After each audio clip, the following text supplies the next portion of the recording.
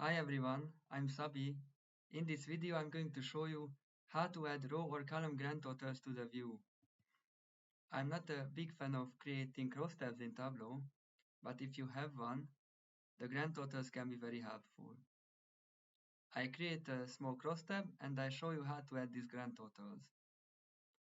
So I add country to the rows, year months to the columns, I add sales current year to the values. The cross tab is ready. Now, where can I find the grand totals? If you go to the Analysis tab and you choose Totals, here you can find four options. I tick Show Row Grand Totals, then it appears. Then I click on the Analysis tab again. I can pick up Show Column Grand Totals as well. It also appears. Great.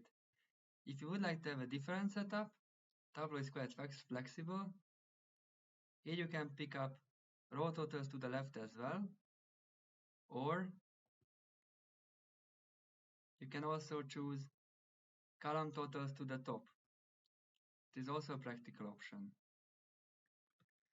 This was the summary of adding row or column grand totals to the view. I prepared this dashboard so you can take a screenshot and get this information anytime you need. Thank you for your attention. Bye bye.